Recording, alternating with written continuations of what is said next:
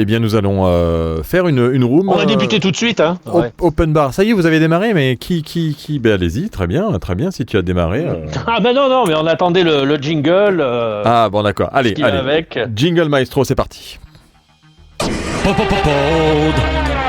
allez écouter un podcast. Et ça, c'est une bonne nouvelle.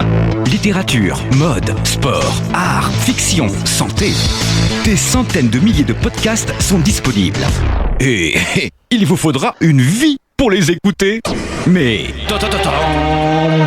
le pod est là. Le meilleur du podcast, c'est sur le pod en version papier ou numérique. Pour plus d'informations, www.lepod.fr. Eh bien voilà. Il fallait bien que je la fasse ça là quand même. Bon, moi je suis ravi de vous retrouver pour alors cet open bar qui est l'occasion de revenir sur l'outil Clubhouse. Enfin en ce qui me concerne, vous faites ce que vous voulez, vous picorez ce que vous voulez, vous demandez ce que vous voulez. Mais moi, j'ai décidé d'évoquer Clubhouse, plus largement les espaces conversationnels, Philippe, qui ont émergé il y a quelques mois, ou qui sont, pour certains, sur le point d'émerger. C'est assez surprenant d'ailleurs ce qui s'est passé ces derniers mois, grosso modo depuis le début de la crise sanitaire. On peut même d'ailleurs s'interroger, ces espaces conversationnels auraient-ils connu un identique succès si le Covid-19 n'était pas venu bousculer les habitudes. Clubhouse est apparu comme un espace conversationnel, confessionnel même, j'ai envie de dire, plutôt de référence depuis le début de cette année. C'est probablement une naissance ratée parce que l'application Clubhouse est arrivée trop tard, avec plusieurs mois de retard. On peut imaginer vraiment un autre succès si Clubhouse avait vu le jour en mars 2020, par exemple. Ratée ensuite parce que l'application a préféré privilégier le système iOS avant de s'intéresser à Android. Alors c'est un bon choix, cette stratégie, c'est mon avis. Mais le système Android rassemble davantage d'utilisateurs. Clubhouse, c'est un média qui répond à une saisonnalité, incontestablement. C'est un média de l'automne, c'est le média de l'hiver, Clubhouse. C'est un média utilisé quand les journées sont courtes. Quand elles sont beaucoup plus longues, l'utilisateur a tendance à décrocher, naturellement, profite des activités extérieures et du soleil. Il a bien raison. Et quand c'est la période du confinement, les opportunités sont plus nombreuses pour lancer Clubhouse. Conclusion, on le voit depuis quelques jours, l'affluence est moindre sur l'application. Elle le sera d'autant plus à partir de l'arrivée de l'été et jusqu'au début de l'automne prochain. Je vous pose un petit billet, je suis sûr que j'ai raison. Pour qu'un outil soit intéressant, il faut qu'il soit utilisé par des gens engageants et engagés. Ce sont d'abord eux qui décident ou non du succès de l'outil, par les sujets le plus souvent qui y sont abordés. Alors plus le sujet est intéressant, et bien proportionnellement plus l'outil est intéressant. C'est le principe de la vis sans fin et c'est le cas de Clubhouse quand les sujets qui sont abordés sont intéressants.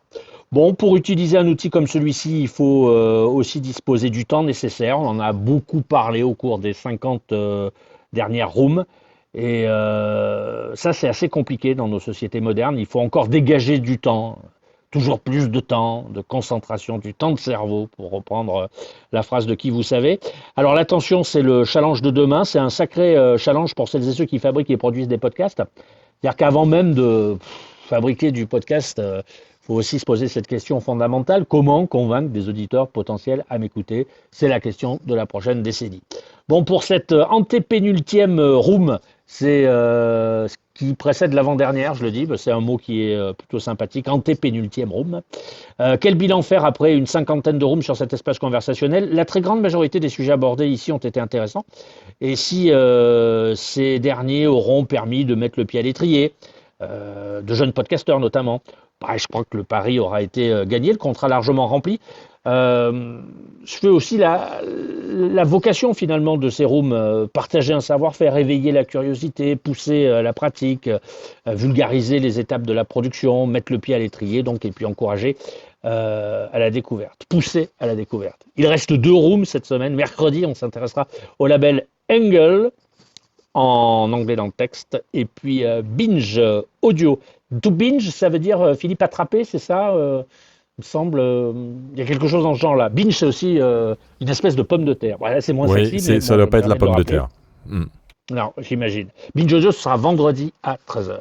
Voilà pour cette rapide introduction, ce billet acidulé qu'on retrouve sur www.lepod.club.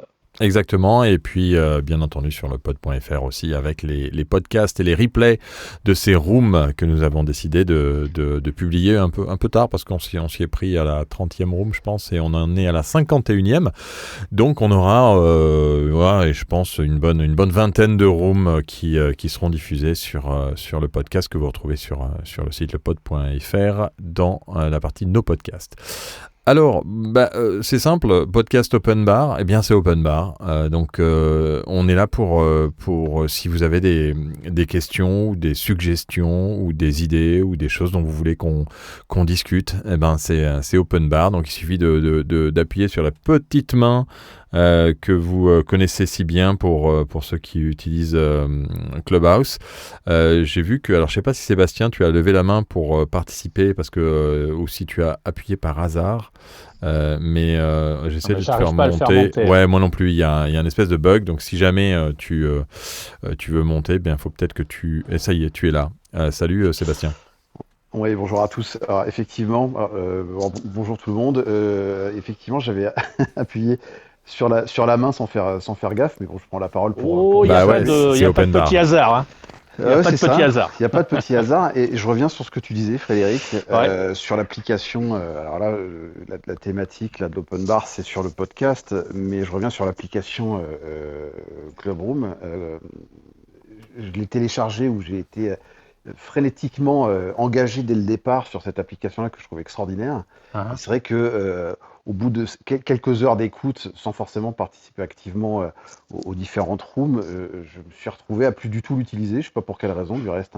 Mais j'ai une grande interrogation sur la pertinence à long terme de ce support-là. Peut-être que vous avez, vous, au bout du 51e, la 51e room du podcast Open Bar, une vision plus éclairée que la mienne. Mais c'est une interrogation que je me pose là aujourd'hui en revenant un peu par hasard et du coup en appuyant aussi par hasard sur la petite main pour, dans un premier temps, vous saluer. Et puis finalement, c'était pour prendre la parole. Donc j'ai rien particulièrement à vous dire à part vous féliciter pour l'excellent travail que vous faites tout au long de l'année sur tous les supports et ce qui met en avant l'audio et la radio. Donc déjà, c'est cette première chose-là. Et une interrogation qui peut être collective, du reste, sur l'application telle qu'elle est là. Et puis après, je vais écouter le reste pour ce qui est des podcasts et ceux qui les produisent. Ouais, dans nos sociétés modernes, aujourd'hui, de plus en plus, Sébastien, depuis la dernière décennie, depuis que le haut débit et la 4G se sont imposés comme des produits de grande conso, moi j'ai l'impression que la société s'embête, pour pas dire autre chose. Que les gens s'embêtent, pour pas dire autre chose. Donc ils picorent, ils utilisent des outils, on est dans un temps court. Toujours, systématiquement. C'est ce que je remarque. Moi, je vais avoir près de 50 ans. Je ne dis pas que c'était mieux avant, hein, c'est pas ça. Mais ça fonctionnait pas de la même manière. Là, on est dans le court-termisme. On voit bien que les gens sont dans le bougisme. Il faut bouger, tester, parler, échanger, créer, mettre en ligne, etc., etc. Et tout ça, ça a une conséquence sur le plan philosophique, c'est que on a du mal à s'installer dans la durée. Si tu veux, aujourd'hui, on voit bien les lecteurs, les téléspectateurs, les auditeurs, c'est plus des sprinteurs que des marathoniens. Voilà. Et les gens prennent, picorent, se lassent très rapidement. Pour ça, je disais qu'ils s'embêtent pour pas dire autre chose. Ils se lassent de plein de choses très très rapidement. C'est rare aujourd'hui. Moi, je le constate autour de moi. C'est rare les outils ou les services, les produits qui durent dans le temps. Ce qui est certain, c'est que il y avait beaucoup de rooms sur le podcast au début quand je dis au début, en janvier, février, et c'est vrai que ça, c'était intéressant. Et moi, j'allais en dehors des rooms qu'on a commencé à organiser, j'allais un peu me balader pour essayer de voir s'il y avait une room intéressante. Et puis au fil du temps, il y avait de moins en moins de rooms qui pour moi étaient pertinentes, c'est-à-dire qui parlaient de l'audio digital. Alors moi, c'est vrai qu'on le fait d'une manière professionnelle et toutes les autres rooms où si c'était pour jouer à Burger Quiz ou à des choses comme ça m'intéresse pas forcément énormément. Et puis j'avais pas envie non plus d'aller dans des rooms pour parler simplement parce que je m'embêtais, parce qu'en général, j'ai pas trop le temps de m'embêter non plus. Donc, c'est vrai que les rooms qui avaient un intérêt un peu B2B, où on pouvait, sont devenus de plus en plus rare, on va dire, ouais, exactement. Et c'est ça qui était qui est un peu gênant. Et puis, c'est vrai, je l'ai noté depuis 2 mois, quand même une affluence beaucoup moins importante, puisque vous savez que aujourd'hui on a plus de 1000 membres sur le pod, le club le pod, et on voit le nombre de membres que l'on a de connectés en simultané selon les créneaux. En général, il n'y a jamais plus de 20 à 30 personnes sur les 1000 membres du pod en simultané connectés. Donc c'est vrai qu'il y a quand même, à mon avis, beaucoup moins de monde qui utilise Clubhouse. On va accueillir Zuber. Oui, Fred, peut-être tu peux réagir. Il y a eu un effet, il y a un effet curiosité, il y a un effet saisonnalité, donc il y a un effet curiosité qui s'est probablement estompé. Et puis, juste parce que tu m'avais coupé dans mon élan, mais je voudrais dire, parce que ça me semble être important, aujourd'hui, tous les produits et tous les services ont des dates de péremption qui temporellement sont très très courtes. Tout est yaourt aujourd'hui, il n'y a pas de date de péremption de produits ou de services sur plusieurs années, voire sur plusieurs décennies. Dans les années 60, tu achetais un outil, forcément je pense que tu l'as encore, il fonctionne encore, ce qui n'est plus le cas aujourd'hui dans nos sociétés. Et ça vaut aussi pour les services et les produits. Les gens se lassent beaucoup plus rapidement qu'auparavant. Et est-ce qu'on peut faire un parallèle avec la consommation des podcasts? Est-ce que c'est la même incidence? Parce que c'est aussi, on en parle beaucoup, des podcasts, c'est beaucoup mis en avant par les différents médias, les radios notamment. Est-ce qu'il y a la même usure constatée par les producteurs de podcasts aujourd'hui? Probablement, parce que l'offre est de plus en plus imposante, elle est forte, elle se muscle de jour en jour. L'an passé, Philippe nous l'a dit, 2 podcasts créés par minute, c'est énorme.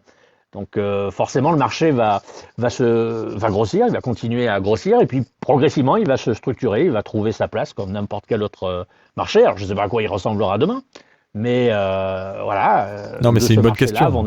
C'est une très bonne question, ouais. Sébastien, sur l'incidence que ça a sur le podcast. Je pense que le podcast est en effet quelque chose qui s'écoute plus dans une saisonnalité où on a un peu plus de temps, où on est un peu plus chez soi, et que là, l'été, on peut écouter des podcasts un peu sur la plage, mais concrètement, on va pas du tout avoir la même utilisation du podcast qu'on peut l'avoir dans les périodes où on est un peu plus calme. Ça, et puis les gens sont overbookés. Tu sais bien que quand on part en vacances, on a un programme qui est tout aussi chargé que lorsque l'on travaille habituellement. Donc il faudrait encore dégager un peu de temps. Puis c'est vrai que écouter du podcast sur la plage en plein été, ça peut être sympa, mais il y a quand même d'autres choses à faire fort probablement. Enfin, j'imagine quoi. Ça n'a pas forcément sa place sous un parasol. C'est mon avis. Ça a plus sa place au coin d'une cheminée un soir d'hiver, par exemple. Allez, bienvenue dans le podcast Open Bar. On accueille Zuber. N'hésitez pas à lever la main pour monter. C'est vraiment Open Bar aujourd'hui. Alors, salut. Alors, moi, j'ai un coup de gueule et j'ai une réflexion par rapport à votre sujet. Qu'est-ce que vous préférez ? Les deux. Ah ouais, les deux. Non, mais les deux. Ah, les deux. Alors, votre sujet, je suis d'accord avec vous qu'il y a une baisse de fréquentation, mais je pense que les 20 membres que tu as pu voir sur ton club, Philippe, je pense qu'on a tous le même cas. On a tous entre 15 et 20 membres par minute connectés dans nos clubs. Et le côté un peu B2B et intéressant de Clubhouse, c'est dans les rooms américaines. Ah, je suis d'accord. Dans les rooms françaises, oui, je suis d'accord. Je suis complètement d'accord. C'est-à-dire que les Américains, ils ont réussi à développer des rooms, et notamment Club Pod, qui a réussi à vraiment développer des rooms qui sont intéressants. Alors, c'est très marketing quand même. Hein. Ah oui. Mais après, ça fait des semaines que j'ai cette réflexion avec pas mal de gens. C'est que nous, on propose rien. Ouais, après, marketing. Alors, je sais qu'il y a plus. C'est ce que je disais tout à l'heure. Il y a plus beaucoup d'offres en B2B sur Clubhouse. Après, nous, on cherche pas la quantité. On cherche d'abord l'intérêt. Ça, c'est très important pour nous. Et puis, ça nous a apporté énormément, et ça nous apporte encore énormément de faire ces rooms. Mais je pense qu'on continuera à la rentrée. On fera peut-être pas 3 par semaine, parce qu'il y aura peut-être pas matière à faire 3 par semaine. Mais je pense que un bon rendez-vous avec un horaire à définir, parce que est-ce que 13h est le bon horaire? C'est pareil. Hein, nous, on est parti sur 13h parce qu'on se disait que les gens avaient un peu de temps et pouvaient, en mangeant, venir nous écouter. Est-ce que c'est vraiment le bon horaire? Peut-être peut-être pas, mais en tout cas, c'est un outil qui, pour nous, est devenu intéressant parce qu'en plus, on les enregistre, c'est-à-dire qu'on peut les rediffuser. Et si on monte bien, en fait, c'est un outil de conférence audio, si on réfléchit, mais avec une grosse valeur ajoutée, c'est que tout le monde peut parler, tout le monde peut prendre la parole. Ça, pour moi, c'est important. Zuber, c'était ta réflexion ou ton constat? Parce que tu avais deux choses à dire. Là. C'est quoi la seconde que tu voudrais aborder? Ah bah ça, c'est un ras-le-bol. C'est un ras-le-bol. Un ras-le-bol. Ah oui, le coup de gueule, ouais. Ah ouais, vraiment un véritable ras-le-bol. Je sais pas si vous me connaissez ou pas, mais peut-être qu'il y a des gens dans l'auditoire qui me connaissent. On te voit souvent dans les rooms, oui. Je suis déficient. Voilà. Je suis déficient visuel. Je parle d'accessibilité, j'ai travaillé dans les médias. Donc, je continue à faire des vidéos et du podcast. Et là, j'ai un gros problème, c'est qu'aucune plateforme de podcast est accessible. Ah, ça, c'est un très bon, c'est une très bonne information. Pour les créateurs et aussi pour les auditeurs. Les auditeurs, il n'y en a qu'une seule, iTunes. Mais alors, pour les créateurs, aucune n'est accessible. Tu as tout essayé, hein. Tu as essayé Podcastix, Ocha, AudioMeans, Sauti, toutes celles-là, tu les as utilisées. Il n'y en a pas une qui est accessible. Voilà, les plus connus. Donc ça va, moi je peux sortir mon podcast, mais après pour le mettre sur une plateforme, c'est compliqué. Bah, tu aurais tout intérêt à créer un collectif autour de toi pour être force de pression. Enfin, force de pression, ça me plaît pas trop, mais force de proposition auprès des plateformes pour qu'elles fassent un effort, ou du moins qu'elles commencent à y penser. Ce que je te propose, Zuber, c'est d'écrire un papier sur ça, avec les problématiques, les choses que tu as rencontrées, et nous, on peut, alors si...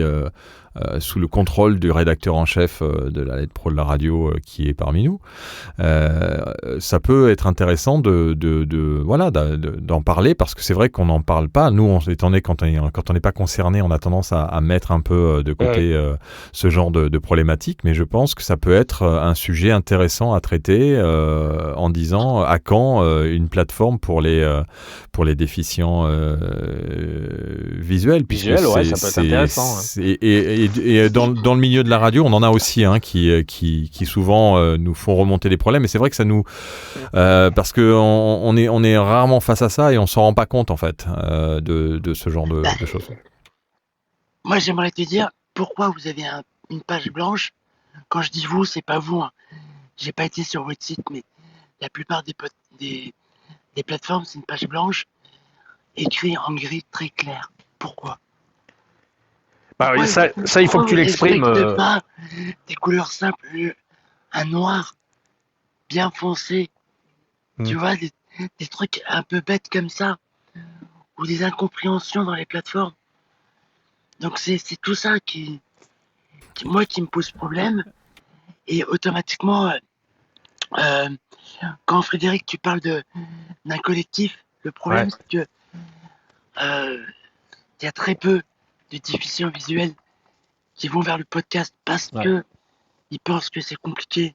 Bah, fais-toi accompagner peut-être d'une association qui rayonne, je sais pas, sur le territoire hexagonal, qui a pignon sur rue, par exemple. Je suis sûr que c'est un sujet qui pourrait grandement les intéresser. J'imagine qu'il y a une association nationale qui regroupe des déficients visuels, qui met en place des actions, parfois de lobbying auprès du gouvernement, des députés. Et ils seraient sensibles à ta démarche, fort probablement. Ça les alerterait parce qu'ils comprendraient aisément que le marché du podcast est un marché en expansion, donc ils ont tout à gagner à faire que les plateformes soient accessibles à tout le monde.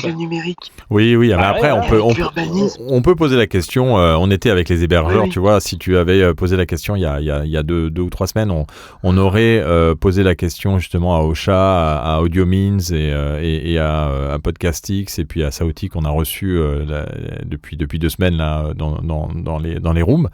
Mais on pourra en effet poser la question parce que c'est pas grand chose dans les balises. Il suffit simplement de remplir les bonnes balises pour justement la déficience visuelle, pour faire en sorte que vous puissiez savoir où cliquer et où être dirigé pour arriver à mettre en ligne un podcast. Et je pense que c'est pas si compliqué à développer, quoi, ou à faire comme ajout pour que ça soit fonctionnel. Ben écoute, merci Zoubert pour ce coup de gueule. Et on accueille Lauriane qui est avec nous. Salut Lauriane, tu es bienvenue dans notre open bar. Oui, je vais prendre un Perrier citron. Déjà. Mais très bien, avec plaisir. Et toi, Brunato, tu veux quoi? C'est un coup de cœur. C'est un coup de cœur. Oh, je prends un Diabolo, moi. Un Diabolo, allez. Ça me ressemble tellement, le Diabolo. Excuse-moi, Lauriane, je t'ai coupé. Non, Zoubert voulait passer un coup de gueule et moi j'avais envie de passer un coup de cœur. J'écoutais l'édito de Frédéric avant de pouvoir être accessible, en tout cas de pouvoir me dire je vais pouvoir prendre le micro. Et quand j'ai entendu que c'était les dernières, j'ai un petit cœur tout mou qui s'est mis un peu à pleurer. J'ai dit non, voilà. C'est pas possible. Et voilà. Et donc j'avais envie de monter en stage pour dire un très très grand merci pour tout ce que vous avez fait et tout ce que j'ai appris. Et c'est vrai que c'est ce que j'avais dit déjà depuis le début. Ces rendez-vous sur Clubhouse avec le podcast, le pod, c'était comme des masterclass pour moi. J'ai beaucoup appris. En 2 mois, j'ai appris tout ce que je n'avais pas pu apprendre en 2 ans. Et du coup, j'ai lancé mon propre podcast aussi parce que j'ai beaucoup appris avec vous. Voilà, donc je voulais vous dire un très grand merci. Mais c'est pour ça que Clubhouse restera aussi un peu dans nos cœurs et qu'on veut continuer avec Clubhouse parce que je pense que sans Clubhouse, on n'aurait pas rencontré les personnes que l'on a aujourd'hui dans notre collectif, par exemple, avec les gens avec qui on travaille, qu'on a découvert et qu'on a rencontré sur Clubhouse, et que c'est une manière d'échanger qui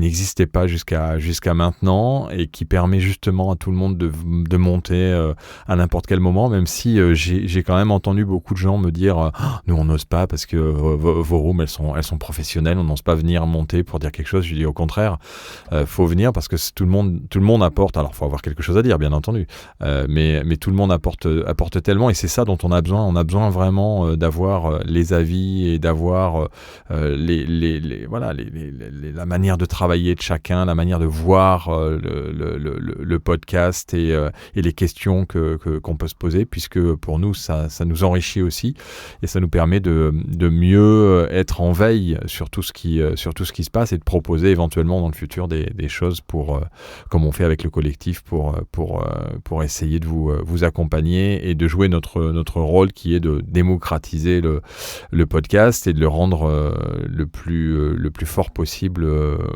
Nous, on n'est pas très grand public, même si notre magazine est orienté grand public, mais on essaie quand même de travailler beaucoup avec les podcasteurs natifs qui ont beaucoup d'énergie et beaucoup de passion. Et c'est ça qu'on aime, nous, c'est la passion. Ça a bien démystifié aussi certaines questions, hein, et chacun a vraiment contribué et participé. Et c'est vrai que quand vous étiez en train de parler aussi de Clubhouse, l'intérêt, moi personnellement, je suis un petit peu comme Sébastien, j'étais là aussi par curiosité, puis très vite, j'étais aussi pris par le travail, mais j'y suis de moins en moins, mais parce que je trouve qu'il y a un contenu qui est moins pertinent aussi, et ce que vous avez réussi à allier, c'est du contenu, de la pertinence, du fond, de la forme, et surtout de la bienveillance, et vous êtes vraiment accueillant. Et il y a quelque chose de très pro, et en même temps d'accessible. C'était un peu cette image aussi qu'on veut donner au pod et que moi, honnêtement, personnellement, j'ai découvert parce que c'est quelque chose que je n'aimais pas forcément me mettre en avant ou montrer ou parler ou discuter. Alors peut-être parce que justement, il y a pas l'image. Alors oui, on fait nos conférences, mais quand on est dans les conférences, c'est pas pareil parce qu'on parle pas de la même manière aux gens. Là, on est beaucoup plus naturel qu'on peut l'être dans une conférence qu'on organise au Salon de la Radio ou n'importe où, dans nos radiotours. Ça n'a pas du tout la même matière, en fait. Je sais pas comment tu le vois, Fred, mais... Non, mais je pense que, déjà, premièrement, on ressemble toujours aux 2 ou 3 personnes avec lesquelles on traîne. Moi, c'est un conseil que je vous donnerais, un conseil de fin de saison.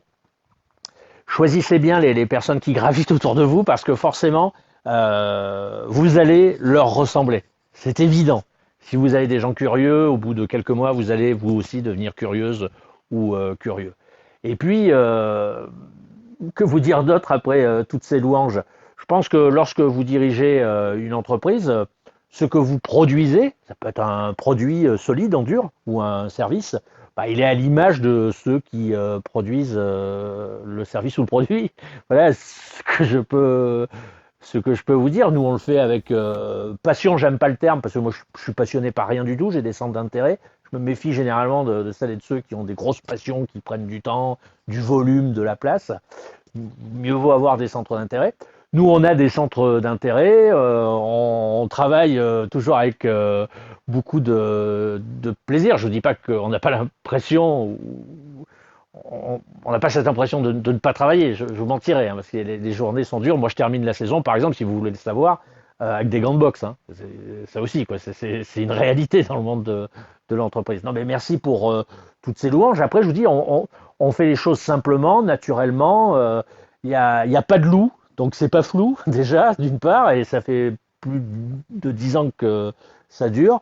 Voilà, les gens nous connaissent, on est réglo, donc forcément ce qu'on produit, ce que l'on écrit, ce que l'on enregistre, ce que l'on diffuse, ce que l'on distribue, j'imagine est un peu à l'image de l'équipe. C'est pour ça qu'on prend un soin particulier à travailler avec des gens qui sont un peu comme nous quand même, Philippe. Ouais, exactement. Et puis c'est vrai que d'avoir des retours, c'est important et on en a rarement. Oui, c'est rare. Dans le B2B, c'est très très rare, très très rare. Moi, je vois par exemple, je ne veux pas vous parler de mon cas, mais j'enquille combien de 3000 articles par an. C'est très très rare, même sur 3000 quand vous avez un retour. C'est très très rare, très rare. Quand vous organisez des événements qui demandent beaucoup de concentration, beaucoup d'énergie, beaucoup d'investissement humain, financier, etc. C'est très très rare quand même.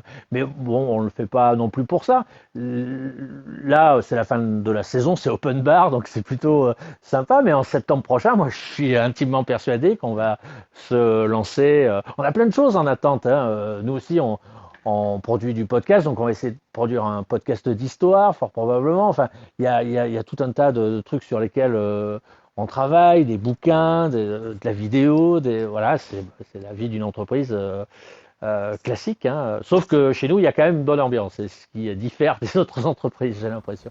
Allez, c'est open bar aujourd'hui. Montez dans la stage pour participer et puis être avec nous. On a bien entendu encore 2 rooms qui sont prévus mercredi et vendredi, puis on arrête à partir de vendredi pour l'été, pour reprendre éventuellement en septembre. Salut Catherine, comment vas-tu Catherine? Salut, je ne sais pas si j'ai mon micro aussi.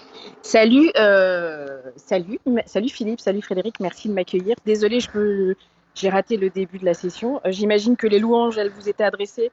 Moi-même, je tiens à vous remercier parce que c'est vrai que je vous suis depuis plusieurs semaines déjà et c'est toujours aussi enrichissant, vous êtes toujours aussi bienveillant. Ce mot à la mode, mais tellement vrai. Voilà, merci pour tout. Vraiment super.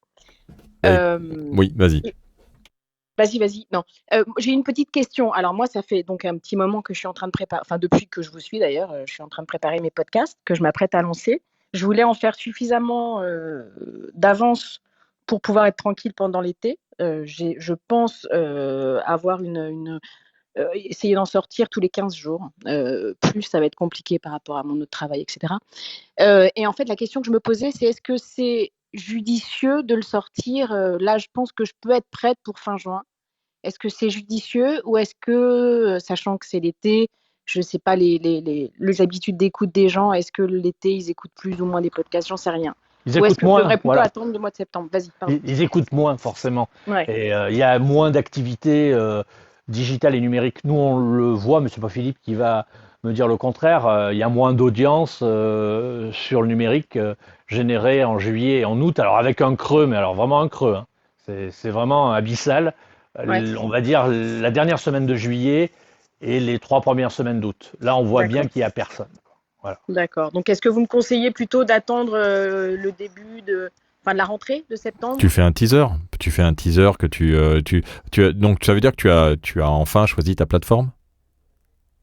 Oui, je vais choisir, D'accord. je vais prendre Ocha. Je D'accord. les ai pas contactés encore, j'ai pas du tout fait ça encore. Mais... Alors, ce qu'il faut en fait, je pense que idéalement, il faudrait que tu sais, hein, on a toujours ce 1/3, 2/3, 1/3 de création de contenu que tu as donc à réaliser ou que tu es en train de finaliser, et puis les 2/3 qui va être la promotion, la communication et la préparation de ça. Et ça prend beaucoup de temps. Ça veut dire faire des communiqués, ça veut dire faire les visuels qui vont bien, préparer tous tes éléments pour la publication. Donc peut-être faire un teaser qui donne envie un peu parce que tu as déjà des éléments sonores que tu as enregistrés, donc de tes. J'en ai plein, voilà, donc tu vas pouvoir faire un petit. Et puis en plus, bon, tu sais faire et tu as la voix pour. Donc de faire peut-être plusieurs teasers pour dire sortie en septembre de ce podcast, et puis arriver à motiver un peu tous ces gens à se dire tiens, en septembre je sais que ça va sortir, et puis tu fais une petite relance la dernière semaine d'août, parce que la dernière semaine d'août tout le monde est rentré et tout le monde est en train de se préparer à réactiver le boulot et les neurones, et donc à partir de là tu peux commencer à dire vous avez eu mon teaser, maintenant J-10, et puis tu fais un J-10, J-3, et à partir de là tu sors ton premier épisode en septembre. Moi c'est un peu ce que je te conseille. Je sais pas si dans la room il y en a d'autres qui peuvent conseiller d'autres choses à Catherine. Est-ce que du coup, je dévoile le thème de mon podcast ou oui, c'est mieux? L'idéal, c'est en effet de dévoiler le nom du podcast avec ton teaser. Et en effet, peut-être si tu sais, tu peux faire des teasers avec le premier épisode, le deuxième, le troisième, et ne donner que quelques petits. Il dure combien ton podcast C'est des podcasts assez courts, c'est entre 12-15 minutes. Parfois, il y en aura des plus longs, mais pour l'instant, on est là-dedans. Oui, deux observations. Là, il y a des articles que j'ai préparés ce week-end qui vont sortir peut-être aujourd'hui ou demain, mais il y a des podcasts qui sortent. Hein. Il y a un nouveau studio, ça s'appelle Initial Studio. Ils ont fait une douzaine de récits. Ça s'appelle Garde à vue, c'est des récits d'affaires criminelles.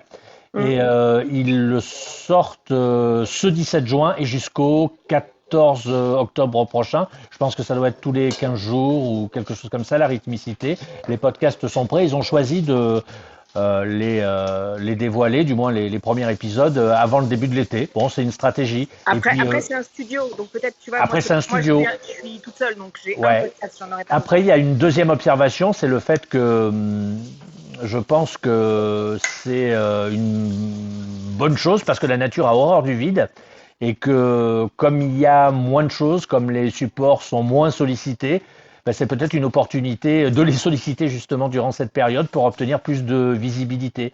Ce sera bien sûr plus difficile en septembre prochain d'engager une promo, parce que voilà, tout le monde va arriver au même endroit et au même moment. Donc tout ça va être vite engorgé. L'avantage du teaser, c'est que ça permet aux gens déjà, d'abord ça fait que toi t'es déjà déployé sur Ocha, sur la plateforme. Tu peux déjà configurer toutes tes autres avec un petit teaser, et puis éventuellement un bonus de démarrage si tu veux faire si tu veux faire un bonus avant de lancer ton premier épisode, pour qu'il y ait un peu de contenu sur les plateformes, et ça te permet de pouvoir avoir tous les liens, de vérifier que tout fonctionne, d'être sûr que t'as pas de soucis. Donc je pense que c'est quand même bien, et les gens peuvent s'abonner aussi à ces podcasts parce qu'au début ça va être ta communauté, ça va être les gens que tu connais autour de toi, ça va être et donc les gens vont pouvoir s'abonner, et dès que tu sortiras un épisode, ils auront les alertes. Donc pour moi, tant que t'as pas encore une communauté hyper importante, c'est quand même une solution qui me semble la plus logique. Parce que c'est vrai que si tu le sors maintenant et que derrière tu commences à dire mince, j'aurais dû faire ça, tiens, je suis pas encore sur Google Podcast, ou je suis pas encore, tu vois, donc mieux vaut bien configurer tout, et au moins tu seras à temps pour ta sortie. T'as raison, oui. Comme ça, c'est exactement, super. Écoutez, merci beaucoup de ces conseils. Sébastien, je t'ai coupé ton micro. Avec plaisir, Catherine. Sébastien, je t'ai coupé ton micro. Je sais pas si tu voulais intervenir. Non ? Oui, vas-y, dis-moi. Non, pas du tout. J'ai dit d'accord. Fausse manip, encore une d'accord, non, c'est pour ça, parce que j'entendais que ton micro était actif. Je me disais, peut-être veut-il parler. Mais non. Est-ce que d'autres personnes dans la room veulent monter dans notre open bar pour un Perrier Citron, par exemple, comme Lauriane, ou je sais pas ce que vous prendriez si vous aviez un vrai bar. Ça, cela dit, actuellement, là, on peut vraiment aller dans les bars, donc c'est plutôt sympa. Rien de plus à dire sur ça. Moi, je voulais simplement vous alerter que pour ceux qui veulent participer au pod numéro 7 qui va paraître pour le Paris Podcast Festival, eh bien on cherche toujours des rédacteurs ou des rédactrices qui nous aident à rédiger des sélections pour faire de la curation de podcasts. Donc il faut quand même écouter pas mal de podcasts et essayer de trouver des sujets et des angles. Et on a une réunion demain à 15h. Donc si ça vous intéresse de rédiger, alors c'est de la rédaction rémunérée, ça veut dire qu'il faut être quand même avoir une société où vous pouvez facturer avec cette société. C'est pas une auto-entreprise, par exemple, va très bien. Donc, si ça vous intéresse de rédiger, alors pas simplement des sélections de podcasts, mais aussi sur des sujets ou sur des podcasts pour faire des entretiens avec des podcasteurs ou avec des personnalités qui écoutent du podcast ou avec des gens que vous avez dans vos réseaux qui sont connus ou pas ou qui s'intéressent au podcast. L'idée, c'est de faire un comité de rédaction demain à 15h avec ceux qui ont déjà rédigé dans le pod et ceux qui ont envie de rédiger dans le pod, bien entendu. Et ça, c'est en dehors du collectif pod, c'est vraiment de la rédaction pure et dure. Et après, bien sûr, on a une réunion le 30 juin pour ceux qui veulent faire partie du collectif pod. Je rappelle à ceux qui veulent intégrer le collectif que c'est toujours possible, il y a toujours la possibilité. Vous allez sur www.lepod.club et vous avez un petit formulaire à remplir. Et après le formulaire, vous aurez la vidéo qui vous explique comment faire partie, enfin quels sont les avantages déjà du collectif et pourquoi faire partie de notre collectif pod. Et ensuite, si ça vous intéresse, vous m'envoyez un mail et on vous ouvre les accès pour que vous puissiez publier des contenus, des articles sur vos podcasts ou sur le podcast en général. Donc, il ne faut pas hésiter à nous contacter, à nous solliciter. On essaye de faire bouger un peu ce petit univers des créateurs de podcasts natifs. Donc, participez avec plaisir. Quelqu'un d'autre pour lever la main? Open bar, des questions, des suggestions, des remarques, des envies pour l'année prochaine, de ce que vous voulez qu'on fasse. Des questions sur les coulisses. Les coulisses, ou alors une idée qu'on lance pour septembre, par exemple. Floriane. Une bonne idée, si possible. Salut Floriane, on t'accueille avec plaisir. J'ai pas de questions, je voulais juste vous dire merci pour tout ce que vous faites, parce que c'est vraiment génial, et comme disait Lauriane, c'est une masterclass chaque fois que je viens dans les rooms et j'ai appris énormément de choses. Eh bien, merci beaucoup, Floriane. C'est sympa de monter dans la stage pour nous dire ça. Et nous aussi, on apprend beaucoup de choses parce que je vous avoue que les rooms, on passe pas des heures à les préparer. On est un peu, et des fois, on se demande, mais est-ce qu'il va y avoir des gens qui vont venir pour nous écouter? Alors souvent, on a envie de parler de choses. Donc, si on a envie, on imagine que d'autres ont aussi envie de découvrir et de faire des rooms. Mais c'est vrai qu'on sait pas vraiment vers où on va quand on démarre la room et à la fin de la room on est toujours super content. Donc ça a été toujours vraiment très agréable, comme dit Fred, de faire ces rooms et puis de vous avoir aussi je pense les rooms qui sont les plus agréables, c'est quand les gens montent sur la stage et participent pleinement avec ça apporte énormément en fait l'expertise même ceux qui des fois sont tombés à côté de la plaque, mais justement ça nous permet nous aussi, je me rappelle d'une fois où il y a un mec qui montait et il nous a dit oui, puis votre application le pod, mais alors pour écouter les podcasts c'est vraiment nul, et puis bon il fallait que je lui explique, mais on était en train de parler d'Apple Podcast et en fait il a cru que le pod c'était une application comme Apple pour écouter les podcasts, alors que c'est pas vraiment l'objectif du site le pod, mais donc et ça aussi c'est assez marrant puisque ça permet de recadrer et puis nous aussi de nous rendre compte de certaines choses. Donc on est toujours très très content de pouvoir partager avec vous. Donc n'hésitez pas à monter ceux qui sont dans la room pour nous faire un petit coucou et puis prendre un petit coup avec nous dans cet open bar. Oui, Frédéric, tu voulais... Non, mais pour que l'outil soit intéressant, comme je disais, il faut que l'outil soit utilisé par des gens qui sont engagés et engageants à partir du moment où, quel que soit le sujet d'ailleurs, bon, il faut que le sujet soit quand même engagé et engageant. Mais moi, ce que je vous conseillerais en tant qu'auditeur de podcast, c'est de ne jamais être ennuyeuse ou ennuyeux. Voilà, je crois que c'est une règle d'or. À partir du moment où vous êtes ennuyeuse ou ennuyeux, l'audience, elle s'échappe. Mais c'est le cas dans la vie de tous les jours aussi. Parce que vous discutez avec des gens, je sais pas, sur une terrasse, si vous êtes ennuyeuse, bon, il y a de fortes chances pour que le gars ou ceux qui vous écoutent décrochent. Pour le podcast, c'est un peu la même chose. N'oubliez pas aussi que les gens veulent aller tout de suite à l'essentiel, et comme on l'a souvent répété durant ces derniers mois, les 30 premières secondes sont, moi je pense, les 30 premières secondes dans la vie sont déterminantes. Surtout parce qu'on n'a pas deux fois la possibilité de faire une bonne première impression, par définition. Donc voilà, les 30 premières secondes, c'est quand même... la ligne de crête, elle n'est pas large. Là. Soit ça passe, soit ça casse, et il faut faire attention au vocabulaire utilisé, il faut être engagé mais pas trop. Voilà. Et puis faites surtout attention, comme on l'a souvent répété, Philippe, le titre du podcast. Parce que vous savez, 100% des auditeurs qui vous auront écouté, auront d'abord, avant de vous écouter, auront lu le petit texte d'accroche, le titre de votre podcast, et auront vu votre visuel. Donc vous voyez comme quoi ça n'a rien à voir. C'est pas parce que vous faites un produit sonore qui est extrêmement élaboré qu'il va être écouté. Si au préalable l'auditeur potentiel n'a pas mordu à l'hameçon après la lecture rapide d'un titre, qui doit être forcément engageant, d'un visuel aussi qui doit inviter à cliquer sur le bouton lecture ou téléchargement, ça sert à rien. Donc là, il n'y a pas d'études, c'est complètement empirique ce que je dis, mais il faudra avant septembre que j'en trouve une, ça doit forcément exister. Mais je crois qu'il y a un certain pourcentage avant d'aller écouter votre podcast qui repose uniquement sur le titre du podcast et du visuel. C'est vraiment deux éléments qui sont fondamentaux. Et on y pense rarement, et on pense rarement aussi, et parce que moi je sais, pour avoir publié des podcasts, les tags pour le référencement sur les plateformes est super important.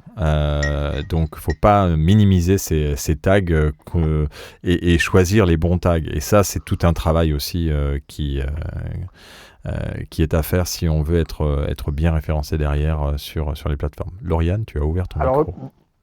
Oui, je voulais compléter le propos de Frédéric et de dire aussi, c'est en fonction de mon expérience, c'est vraiment très important d'être en congruence aussi avec ce qu'on propose. Si on fait par exemple une communication sur un copier-coller de ce qui se fait déjà, avec un graphisme ou une façon d'attirer l'œil parce que c'est tendance, et que ça correspond pas du tout à qui on est et à ce qu'on a envie de suinter en fait en termes de ce qu'on a envie d'offrir au public, il va y avoir une vraie dissonance et ça va pas être très clair ni pour le public ni pour la personne qui produit le podcast. Moi, j'ai été surprise dans la manière dont je propose mes podcasts de me rendre compte que j'étais complètement les retours que j'ai eus sur les podcasts que j'ai faits, c'est ça oblige à prendre le temps. Ce qui, moi, me satisfait, je suis hyper ravie, mais en même temps, je me dis, c'est tellement pas du tout dans la course du temps de maintenant. Les gens, ils veulent consommer, il faut que les choses aillent vite. Et je propose quelque chose qui est complètement aligné avec qui je suis, c'est-à-dire, je prends le temps, je raconte, je demande à l'autre d'être à ma disponibilité pour ce moment-là, et ça match. Ça fonctionne. Parce que finalement, je ne force rien, je ne fais pas exprès, je ne vais pas à contre-courant exprès, je suis juste ce que je suis. Et je crois que là, il y a un truc qui fonctionne. Voilà, je voulais juste compléter le propos de Frédéric en disant la congruence, c'est aussi super important. Mais on a tous besoin de prendre le temps. Et moi, je trouve que c'est ce que m'apporte Clubhouse depuis maintenant les 50 et quelques rooms que l'on a mis en place. C'est d'abord, on n'a jamais autant parlé avec Fred au téléphone que depuis qu'on fait les rooms Clubhouse. Et c'est vrai que ça nous donne... En fait, on prend du temps, et quelque part, ça nous donne aussi... un certain équilibre par rapport à notre journée, où on ne prend pas le temps, on fait 3, 4, 5 choses en parallèle, on passe d'un mail à un appel, à une visio, à un truc à gérer, et en fait, on n'a pas une heure d'affilée où on est sur une même thématique. Et en fait, c'est un vrai plaisir que de pouvoir justement se poser pendant cette heure pour parler uniquement de ça, et c'est un peu comme quand je fais l'équivalence avec quand on peint ou quand on fait de la sculpture. On a l'impression de pas avoir d'autres choses auxquelles on doit penser, et ça, c'est aussi, je pense, quelque chose qui a apporté Clubhouse. Enfin, moi, c'est ce que je ressens. Oui, on a beaucoup parlé d'ailleurs il y a un qualificatif qui est souvent revenu, qui a d'ailleurs été utilisé à satiété, c'est le qualificatif, l'épithète de bienveillance. Le réseau, l'espace conversationnel Clubhouse serait un réseau bienveillant. Soit, c'est un constat. C'est vrai que je partage, grosso modo, je partage ce constat-là. Et moi, je suis persuadé que la bienveillance, c'est pas non plus la porte d'entrée pour la confrontation des idées, et qu'on n'échappe pas dans votre vie quotidienne, dans la vie professionnelle, à la confrontation d'idées. Sans confrontation d'idées, il n'y a pas de projet derrière. Donc, on n'est pas dans un monde de béni oui, si j'ose dire. Si on dit oui à tout, ça peut déboucher sur un ou deux projets assez sympathiques, mais généralement, ça donne pas ce résultat-là. Donc, moi, si j'ai un inconvénient ou un défaut de Clubhouse, c'est que à force de trop vouloir jouer la carte de la bienveillance, et ça vaut aussi dans les relations quotidiennes, faut savoir dire non, c'est quand même relativement important, ou je suis pas d'accord, ou je propose que ce soit fait d'une autre façon, ou etc. Et là sur Clubhouse, moi je me suis beaucoup retenu, je vous le dis, je l'ai dit à Philippe souvent, mais c'est dans mon comportement, moi, je suis plutôt rentre dedans, donc c'est comme ça, j'y perds souvent au change, mais je me suis souvent retenu parce que j'aurais proposé à la place de cette idée une autre vision, une autre trajectoire, une autre mécanique de pensée, une autre réflexion, une autre façon de faire les choses, un autre modus operandi. Mais j'ai une idée, tu peux lancer un podcast. Tu lances un podcast sur vraiment ce que tu penses, et je suis sûr que tu auras des auditeurs, ça peut être pas mal. Sur quoi cette fois-ci? Parce que depuis ce matin, pour ne rien vous cacher, on a déjà, rien que ce matin, il y a 2 projets de podcast supplémentaires qui sont ajoutés à la liste dont on voit plus la fin, des projets à mener. Frédéric, j'ai un titre, ne pas confondre bienveillance et bienséance. Mais peut-être, probablement. Enfin, moi, c'est ce que j'ai ressenti. Voilà. Moi, puis aujourd'hui, bon, j'évite d'appuyer ou, tu vois, quand je dis que je termine avec des grandes boxes la saison, c'est la vérité, quoi. Mais j'évite d'appuyer sur ça. J'évite de contrarier parce que le degré de susceptibilité des uns et des autres grossit d'année en année, c'est ce que je remarque. Donc voilà, mais nous, moi je suis très heureux que la majorité d'entre vous nous dit voilà, on a été à l'écoute, on a fait avancer le schmilblick, voilà, parce que ça sert aussi à ça. Finalement c'est le partage d'expérience, le partage de savoir-faire, le partage d'idées. C'est vachement important, et moi j'ai écouté des rooms, il y avait des gens qui avaient des mécaniques de pensée, des choses qui étaient très intéressantes, vraiment, franchement, même si le sujet à la base m'intéressait peu, quoi. Mais je me dis, voilà, il reste encore des lucioles, des gens qui pensent, des trucs comme, voilà. Mais bon, j'aurais pu, Philippe, ruer dans les brancards à plusieurs reprises. Ouais, oui, mais bon, tu aurais dû, tu sais, je pense que c'est pas parce que Clubhouse est bienveillant sur le principe que... En tout cas, on est très heureux de vous accueillir, et puis encore jusqu'à vendredi dans les 2 rooms qui restent, 15h à 13h, mercredi et vendredi. On va discuter avec 2 labels, ce qu'on appelle les labels, les gros du podcast, mais sont quand même des passionnés, avant tout. François Cusset de Engel, je vous invite à aller écouter leur podcast, et notamment The Undersiders, qui est un podcast vraiment super bien réalisé. Et puis Beach Audio, qu'on présente plus parce qu'il fait partie des meubles du podcast. Des meubles. Et qui a toujours plein plein de projets. Ils ont sorti des livres, ils font des événementiels. Enfin, il a vraiment développé sa structure. Donc, ça va être très intéressant. Si vous avez des questions, ils seront là avec nous, Joël Ronez pour vendredi et François Cusset mercredi. Donc, on est très heureux. Et puis, ceux qui connaissent pas notre club, vous pouvez de toute façon nous rejoindre en cliquant sur la petite maison verte qui est au-dessus du titre de la room pour rejoindre le club et puis nous suivre. Cliquez sur follow sur Fred ou sur mon profil pour être membre officiel puis être alerté des prochaines rooms. Il n'y en aura pas cet été. Elle redémarre en septembre. Et puis j'ai quand même une petite question à tous ceux qui sont là. Si on devait, et on le fera, mais si il y avait quelque chose que vous aimeriez que l'on réalise comme room à partir de la rentrée, ce serait quoi? Si quelqu'un a une idée là tout de suite, on est preneur. Sinon, et à quelle heure? Et à quelle heure, voilà. Et l'horaire, ça c'est une question. Oui, alors l'horaire, ça pourrait être assez intéressant d'avoir des retours de certains qui nous suivent régulièrement sur nos rooms. Est-ce qu'il y a un horaire plus approprié? Est-ce que le matin, alors nous, c'est une question aussi de sa propre organisation. Par exemple, moi à 7h30, je peux pas faire de room. C'est quasiment impossible dans mon organisation. Et Fred, c'est différent. Et puis vous êtes aussi chacun différent. Je sais qu'il y a des rooms le matin qui marchent très bien. Après, c'est pas forcément pour qu'elles marchent, c'est que pour que les gens soient peut-être plus disponibles. Et si vous aviez après, on peut aussi continuer comme on fait, c'est-à-dire que selon la veille que l'on peut faire, on fait la thématique en lien toujours avec le podcast et continuer en le faisant une fois par semaine à partir de la rentrée et puis voir si ça suffit et puis peut-être faire des rooms un peu plus longues s'il y a matière. Mais ça, c'est une question. Donc, si vous avez des suggestions, je vois que Lauriane a ouvert son micro, c'est qu'elle veut dire quelque chose. Oui. Une fois, tu avais fait une room sur les podcasts avec des petites intros et on a découvert plein de podcasts et ça pourrait être un rendez-vous aussi pour la rentrée avec un vrai moment, un peu masque et la plume version podcast sur Clubhouse, qui permet de découvrir et au niveau du créneau horaire, fin de journée ou début de soirée, c'est un bon moment pour être dispo et découvrir. Ouais, donc ça veut dire plutôt quoi, 19h? Ouais, c'est ça, soit 18h30, 19h, soit à partir de 18h30, 20h. 19h.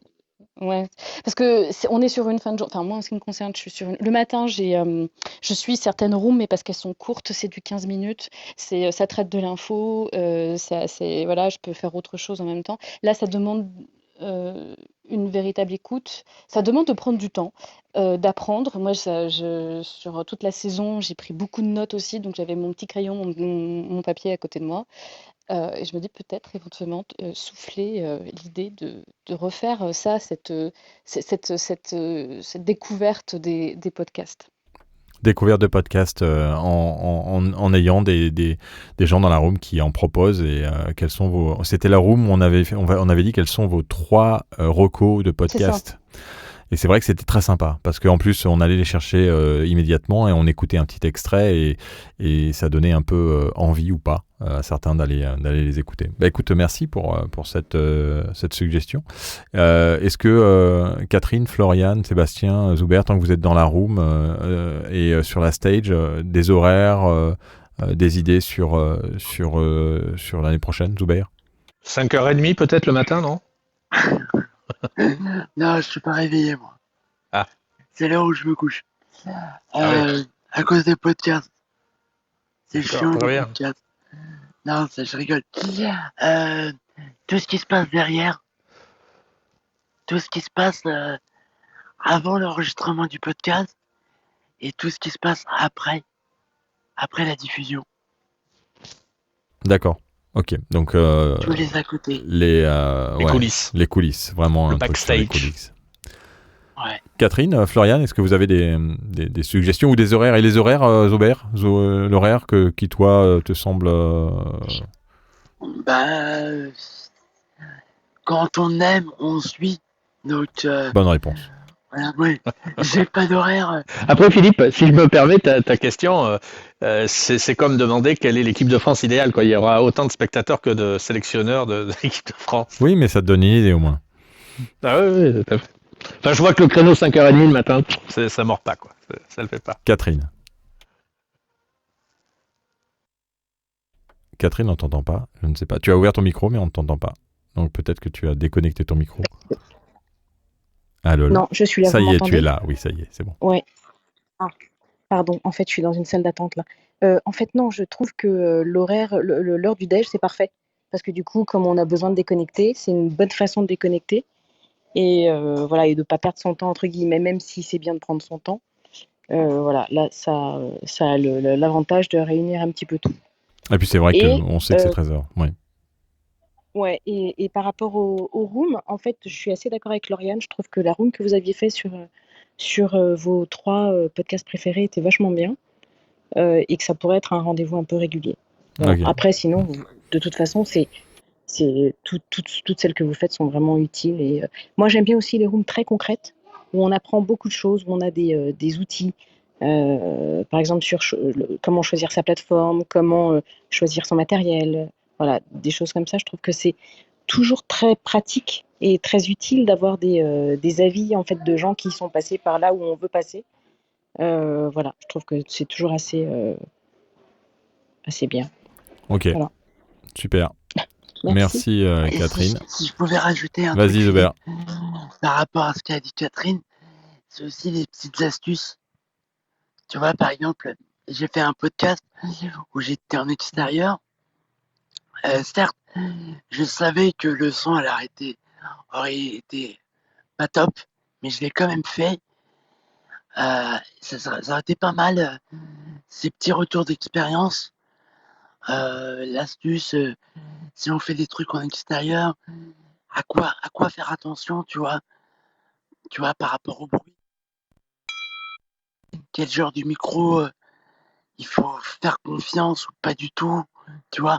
Ouais, tout à fait. Mais c'est les retours d'expérience, être dans du concret. Après, ça demande souvent un peu de préparation, ou alors ça demande d'être vraiment de les penser. C'est peut-être ce qu'il faut qu'on fasse, Fred. C'est vous savez, les rooms là, il y a des moments où on les prépare la veille pour le lendemain. C'est rare qu'on les planifie par souci de temps et d'organisation, mais peut-être faut-il qu'en septembre, on ait déjà un programme qui soit défini avec toutes les semaines. On sait qui on aura et d'inviter des co-hosts à venir partager sur prise de son extérieur, un podcast d'interview, un podcast de la fiction, comment ça marche, et avec des gens qui ont une petite expertise et qui viennent la partager sans forcément plus préparer que ça, simplement inviter des personnes parce qu'on l'a planifié bien en amont. C'est peut-être ça, Fred, qu'il faut qu'on planifie. Oui, faut que je vous avoue quelque chose. Philippe adore quand c'est planifié. Hein. Lui, plus vous planifiez, mieux il se sent.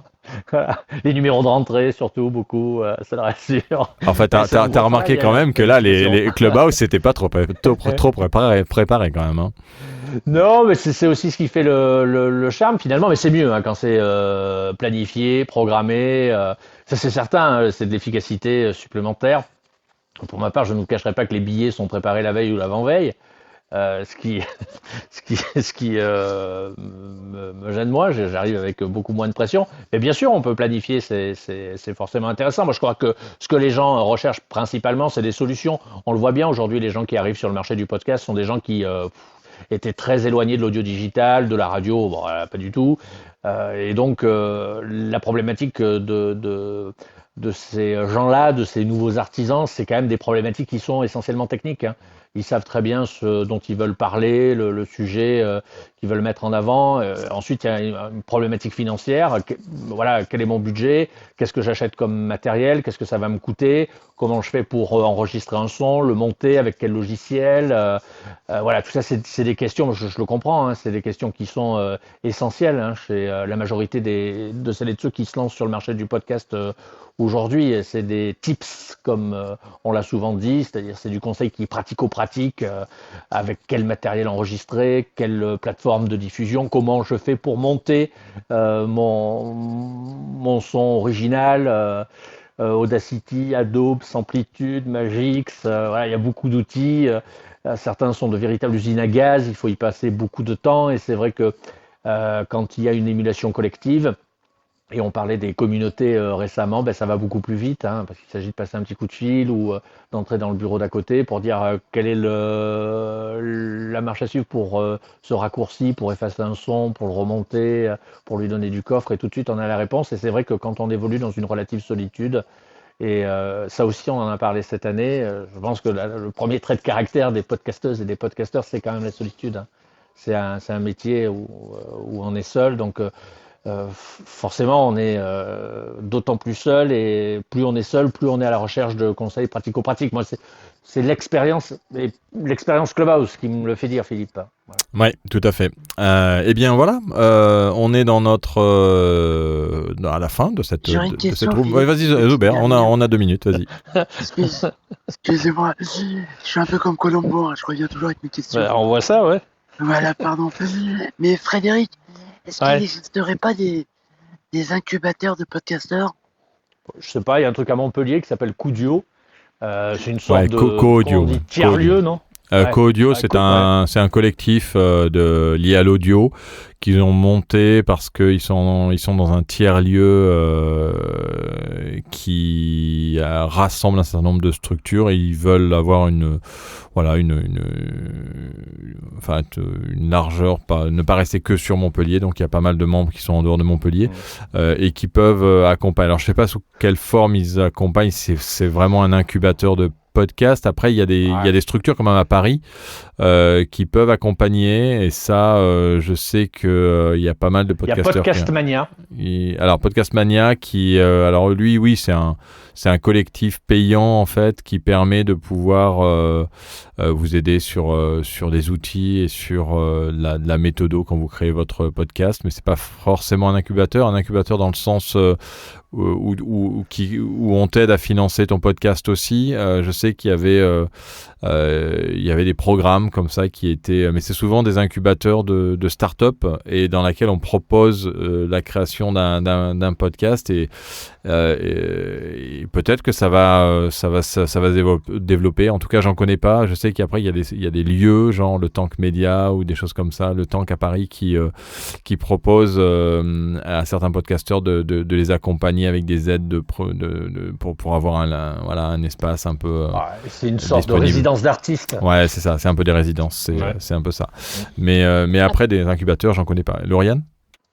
Oui, moi j'ai reçu le prix Innovation et coup de cœur pour le podcast par le ministère de la Culture, qui justement mettait en place des incubateurs. Alors c'est sur dossier, il faudrait que je retrouve, j'ai pas le nom. Mais c'est une aide financière? Alors moi j'ai eu vraiment le prix coup de cœur pour le fun, mais normalement oui. Après il y a une sélection. C'est vraiment le concept de l'incubateur. Donc c'est le ministère de la Culture qui avait fait ça pour découvrir les nouveaux talents et les nouveaux outils médiatiques. Et le podcast en faisait partie. Donc il y a un incubateur. On est pris en charge par des professionnels qui donc des médias principalement, et puis tout ce qui va être banque, machin, pour créer en fait sa structure et mettre en place un modèle économique viable. Donc ça c'est sur une semaine, et passé ça, on propose le projet devant un jury, et celui-ci décerne en fait certains prix. Moi c'était juste, j'allais dire pour le fun, avec les petits bisous, mais sinon effectivement il y avait plusieurs catégories, et il y avait des prix, et ça montait jusqu'à 1500 ou 2000 euros pour l'accompagnement jusqu'au bout du projet. Après, le pod, Philippe, peut tout à fait, pour la rentrée de septembre prochain, je ne veux pas mettre la charrue avant les bœufs, mais le pod, par exemple, peut lancer une sorte de concours, sélectionner 1, 2 ou 3 personnes et les accompagner sur 1, 2 ou 3 mois, au même titre qu'on avait évoqué lors de ces rooms la possibilité de mettre en place le concours de la plus belle vignette, c'est celle qui identifie, le visuel qui identifie votre podcast, parce qu'on pensait que c'était déterminant dans l'engagement de l'audience. Donc ça, c'est pas un projet mais c'est pas une idée qu'on a déjà abandonnée, quoi.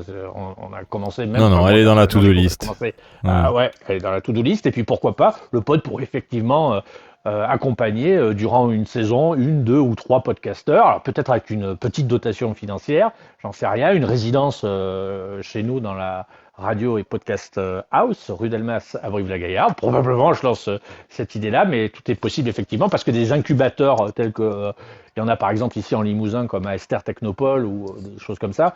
Je suis pas certain qu'il y en ait. Il y a des collectifs, des communautés qui accompagnent sous la forme d'associations de loi de 1901 avec des conseils très judicieux, très pratico-pratiques, une aide vraiment qui est toujours la bienvenue. Moi, c'est ce que j'ai pu constater.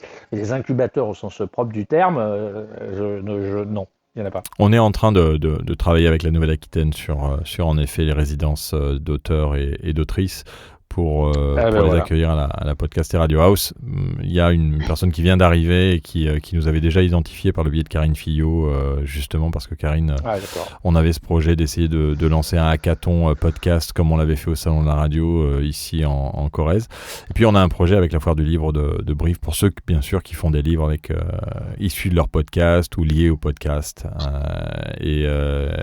Donc voilà, donc il y a pas mal de projets en cours. Ouais. Juste pour dire à celles et ceux qui sont dans la room que nous on est très attentifs avec Philippe à ça, quoi. Dès que il y a, je dis pas que dès qu'il y a une opportunité, il y a quelque chose derrière, mais dès qu'il y a une idée, on est très sensible aux idées des uns et des autres.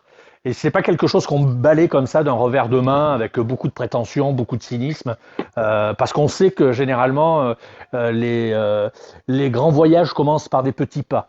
Et c'est pour ça que moi je suis très attentif à ce que dit Zuber, parce que ça me donne effectivement des idées, voilà, à concrétiser ou pas en fonction. Alors j'ai encore une autre idée. Ah oui, mais si tu nous en donnes trop, après nous on va les faire. Donc après c'est ça notre problème. Faites-les, heureusement. Et si je peux vous accompagner ou si je peux en profiter, et si tout le monde peut en profiter, ça sera génial. Je travaillais dans le cinéma et je listais pas mal les festivals, les commissions d'aide pour les courts-métrages, longs-métrages, tout ça. Et c'est vrai que je me suis pas penché pour le podcast. Voilà. S'il y en a, ce serait pas mal de faire une émission pour lister tout ça. Oui, mais on a déjà commencé à lister sur le site du pod. On a fait des. Ah, ok. Alors pas de ça, hein, mais ça fait partie des listes qu'on peut en effet commencer à faire. On a commencé à lister les newsletters qui parlent de podcasts. On a listé les plateformes de podcasts qui, selon nous, sont dédiées aux podcasts natifs.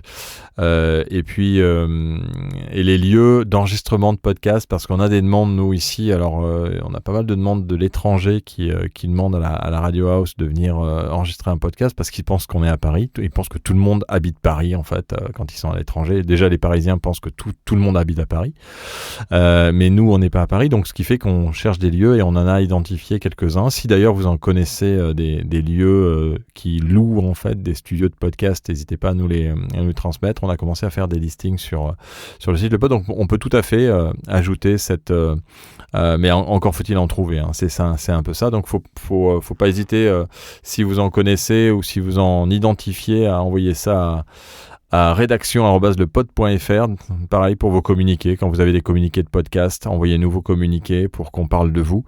Et puis si vous voulez parler vous-même de vous, vous faites partie du collectif Pod en allant sur notre site www.lepod.club, et puis vous avez un petit formulaire. Et si vous voulez recevoir le numéro 6 du magazine Le Pod, soit vous l'achetez à 2 € sur le site web pour nous soutenir, soit on vous l'envoie parce que vous faites partie de Clubhouse et qu'on est gentil, et on vous l'envoie par la poste si vous nous laissez vos coordonnées dans le petit formulaire qui est sur www.lepod.club. Donc voilà, et puis on va terminer là-dessus, je pense, puisque il faut qu'on parte à travailler un peu aussi. Parce que c'est pas du travail, le Clubhouse, c'est que du plaisir.